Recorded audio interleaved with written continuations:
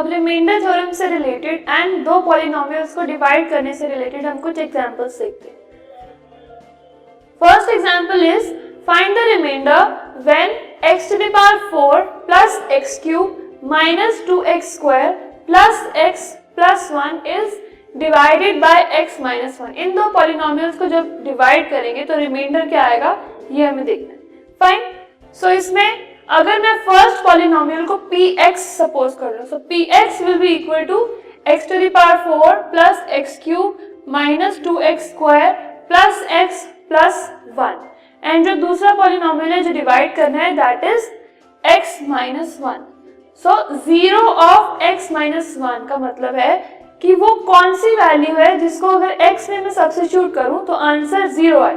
सो x minus 1 का 0 है, 0 of x minus 1 is 1। क्यों? क्योंकि x की जगह पर अगर मैं 1 पुट करूंगी तो हमारे पास आंसर 0 आ जाएगा। So that means 0 of x minus 1 is 1। अब जो भी इस पॉलिनोमियल का 0 होगा उसको हम px में x की जगह पर सब्स्टिट्यूट कर देंगे। सो px में अगर मैं x की जगह पर 1 सब्स्टिट्यूट करूं, क्योंकि रिमाइंडर थ्योरम में हमने ये देखा था कि अगर हम px को किसी भी लीनियर पॉलिनोमियल से डिवाइड करेंगे तो लीनियर पॉलिनोमियल से डिवाइड करने के बाद जो रिमाइंडर हमारे पास आएगा वो होगा p of a। p of a meaning x minus a में जो उसका 0 होगा वो उसका रिमाइंडर आएगा।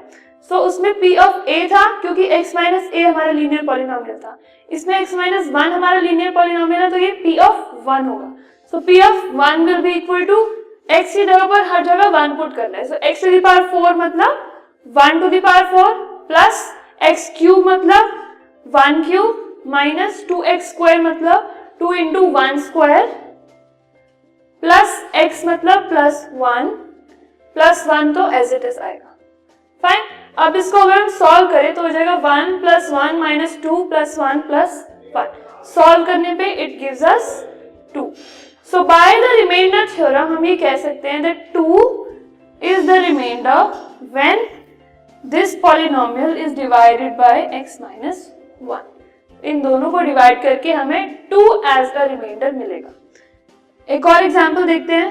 Check whether the polynomial qt 4t cube plus 4t square minus t minus 1 is a multiple of 2t plus 1। Okay, now as you know qt will be a multiple of 2t plus 1 only if 2t plus 1 divides qt leaving remainder 0। आपको पता है कोई भी दो चीजें आपस में multiples तब हो सकती है जब उनको डिवाइड करने पे हमें रिमाइंडर 0 मिले। तो अगर इन दोनों में रिमाइंडर हमें पहले से पता चल गया है, अदरवाइज हम रिमाइंडर निकालते थे। अब रिमाइंडर हमें ऑलरेडी नोन है कि remainder is 0। Fine, now we know that qt will be a multiple of 2t plus 1 only if 2t plus 1 divides qt leaving remainder 0. Remainder is 0. Fine.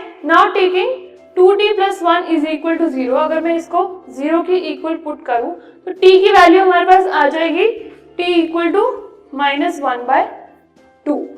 Fine, now also q of minus 1/2। q of minus 1/2 मतलब इसमें मैंने इसका 0 निकाल लिया that is minus 1/2। सो अगर q में t की जगह पर माइनस 1/2 पुट करूं मतलब इस इक्वेशन में जहां जहां t है वहां वहां मुझे माइनस 1/2 सब्स्टिट्यूट करना है।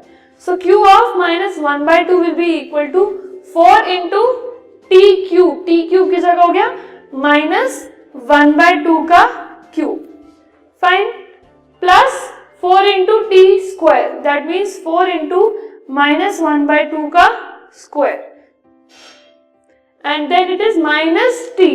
Minus t means minus of minus 1/2 minus 1 as it is. Minus 1 हम ऐसे लिखेंगे। इसको सॉल्व करने में we will get minus 1/2 plus 1 plus 1/2 minus 1 and which gives the answer 0.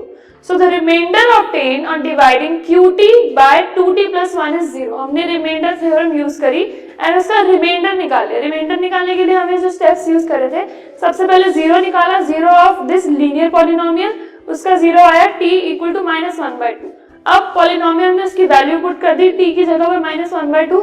So reminder हमने निकाल लिया 0। अब 0 रिमाइंडर तभी आता है जब दो आपस में मल्टीपल्स होते हैं। So the remainder obtained on dividing qt by 2t plus 1 is 0.